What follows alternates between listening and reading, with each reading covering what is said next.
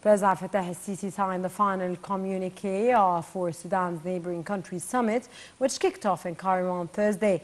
Participating leaders expressed deep concern about the continuation of military operations and the sharp deterioration of the security and humanitarian situation in Sudan.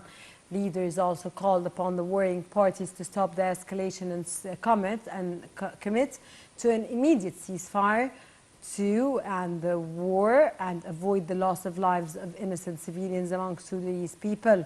Sudan's neighboring countries summit emphasized full respect for the sovereignty, unity and territorial integrity of Sudan, besides non-interference in its internal affairs and non-interference of external parties in the crisis in a way that hinders efforts to contain the situation. Final communique stressed on the importance of preserving the Sudanese state, its capabilities and institutions, prevent disintegration and spread of chaos. In tackling the humanitarian access, the summit highlighted the importance of dealing the humanitarian consequences in a serious and comprehensive manner, taking into account the continuation of the crisis will result in an increase in the displaced and the influx of more fleeing people, the conflict to neighboring countries.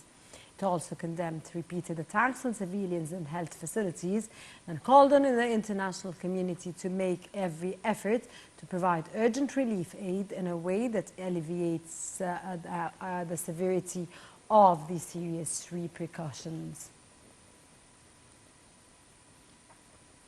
Leaders from Sudan's 6 neighboring countries met in Cairo on Thursday for the most high-profile peace talks since conflict erupted across the northeastern African country in mid-April. The summit, hosted by Egyptian President Fattah al-Sisi, was attended by the leaders of Ethiopia, South Sudan, Chad, Eritrea, and the Central African Republic and Libya. African Union Commission and the Arab League also joined the summit, tackling the Sudanese conflict in Cairo. Addressing the summit, President al-Sisi said that Egypt exerts its utmost effort to stop bloodshed in the sisterly country. More details in the following report.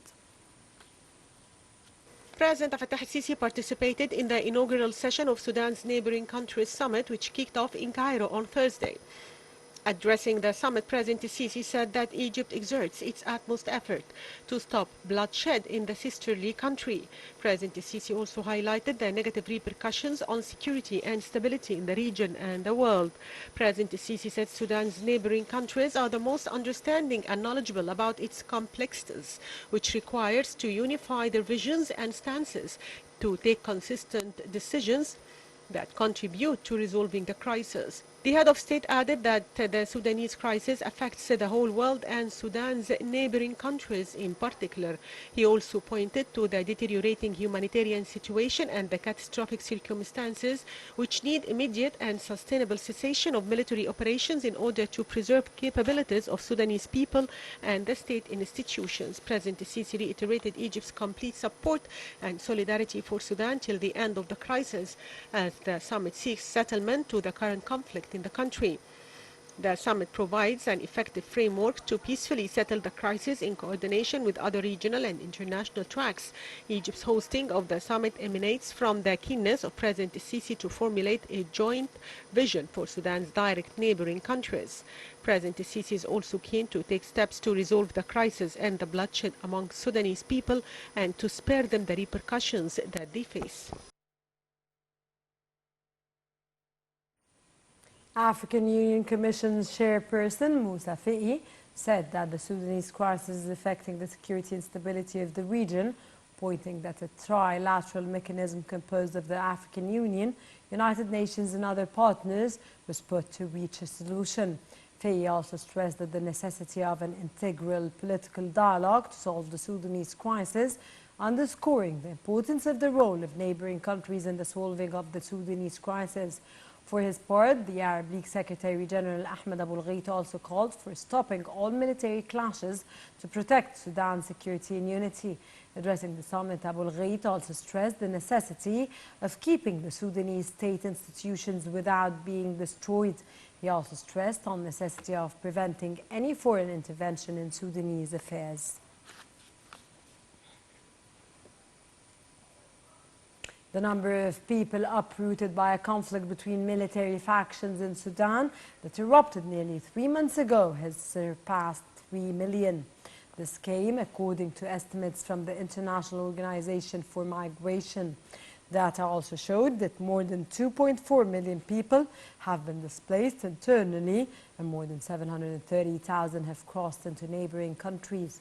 In the meantime, the United Kingdom government imposed sanctions on 6 firms with links with the Sudanese military and the RSF as part of international pressure on the warring factions to stop fighting.